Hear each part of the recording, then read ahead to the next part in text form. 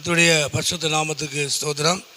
இன்றைய தினத்துக்கான தேவனுடைய வார்த்தையானது சங்கீதம் 27ஆம் சங்கீதத்தில் இந்த 10வது வசனத்தை நான் பார்க்கும் பொழுது, என் தகப்பனும் என் தாயும் என்னை கைவிட்டாலும் கர்த்தர் என்னை சேர்த்து கொள்ளுவார் என்று சொல்லி வேதத்தில் வாசிக்கிறோம். அதாவது கர்த்தர் என்னை சேர்த்து கொள்ளுவார். யார் என்னை கைவிட்டாலும், யார் என்னை தள்ளினாலும் தேவன் கர்த்தர் என்னை சேர்த்து கொள்ளுவார், என்னை அரவணைத்து கொள்ளுவார் என்று சொல்லி வேதத்தில் வாசிக்கிறோம். உண்மையாகவே இந்த நாட்களில் இந்த உலகத்தில் இந்த பூமியில், அதாவது தகப்பனும் தாயும் அன்புள்ளவர்கள், அந்த அன்புக்கு மேலானது ஒன்றுமில்லை என்று எல்லாரும் சொல்லக்கூடிய ஒரு காரியம்தான். ஆனால் அந்த அன்பு கூட மாறும். பெற்றோருடைய அன்பு கூட மாறும் என்று பைபிள் சொல்லுது. பெற்றோருடைய அன்பு கூட இந்த பூமியிலே உறவுகளிலே தாய் தகப்பனுடைய அன்பு மேலானது. அந்த அன்பு கூட, அந்த உறவு கூட என்ன செஞ்சிடும், மாறிடும் அப்படின்னு பைபிள் சொல்லுது. ஆனால் அந்த உறவுகள் மாறினாலும், அந்த அன்பு மாறினாலும் கர்த்தர் என்னை சேர்த்து கொள்ளுவார். அப்போது உண்மையிலே இந்த உலகத்தில், இந்த பூமியில் ஆண்டவர் ஒருவர் தான், அவர் தான் அன்பான தேவன்.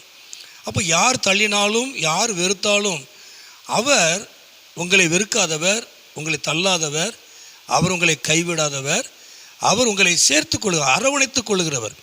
ஏன்னா தாயும் தகப்பனும் கைவிட்டாலும் தேவன் கைவிடாதவர், அவர் கைவிடாதவர், அவர் உங்களை சேர்த்து கொள்ளுகிறவர், அவர் உங்களை அரவணைத்து கொள்ளுகிறவர். நம்ம யோசுவால் கூட வாசிக்கிறோம் இல்லையா? நான் உன்னை விட்டு விலகுவதும் இல்லை, உன்னை கைவிடுவதும் இல்லை. யோசுவாவுக்கு சொல்கிற காரியம் அதுதான். நான் உன்னை விட்டு விலகுவதும் இல்லை, நான் உன்னை கைவிடுவதும் இல்லை. யோவான் நான் வாசிக்கிறோம், நான் உங்களை திக்கற்றவளாக விடேன். அப்போ யார் கைவிட்டாலும், யார் தள்ளினாலும், யார் உங்களை திக்கற்றவளாக விட்டாலும் கூட தேவன் திக்கற்றவளாய் விடாதவர், தேவன் கைவிடாதவர், அவர் சேர்த்து கொள்கிறவர். உண்மையாகவே இந்த நாட்களில் ஆண்டவராகிய தேவன், ஆண்டவராய் இயேசு கிறிஸ்து உங்களை சேர்த்து கொள்கிறவர், அவர் உங்களை அரவணைத்து கொள்கிறவர், அவர் உங்களை கைவிடாதவர்.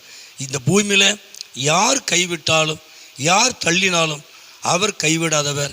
ஆண்டவராய தேவன், ஆண்டவராய இயேசு கிறிஸ்து அவர் உங்களை கைவிடாதவர், அவர் உங்களை அரவணைத்து கொள்ளுகிறவர். அவர் இந்த பூமியிலே உங்களை திக்கற்றவளாக, உங்களை அனாதியாய் விடாதபடி அவர் உங்களை சேர்த்து, அவர் உங்களை வழிநடத்துவார், அவர் உங்களை ஆசீர்வதிப்பார். காரணம், அவருடைய அன்பு இந்த பூமியிலே மேலானது. அவர் அன்பாக இருக்கிறார். ஆண்டவர் தாம் இந்த நாட்களிலே அவர் உங்களை நடத்துவார், உங்களை ஆசீர்வதிப்பார், அவர் நாமத்தை மகிமைப்படுத்துவார். ஜெபம் பண்ணுவோமா? எங்களை அதிகமாக நேசிக்கிற நல்ல பிதாவே, அருமையான ஆண்டவரே, நல்ல இந்த நேரத்துக்காக ஸ்தோத்திரம்.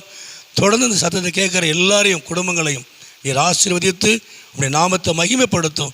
நீர் கைவிடாத தேவன் ஆண்டவரே, கைவிடாத தேவன், நீர் சேர்த்து கொள்கிறவர், அரவணைத்துக் கொள்கிறவர். ஆசீர்வதிப்பீராக. இயேசுவின் நாமத்தை ஜெபிக்கிற நல்ல பிதாவே. ஆமேன், ஆமேன்.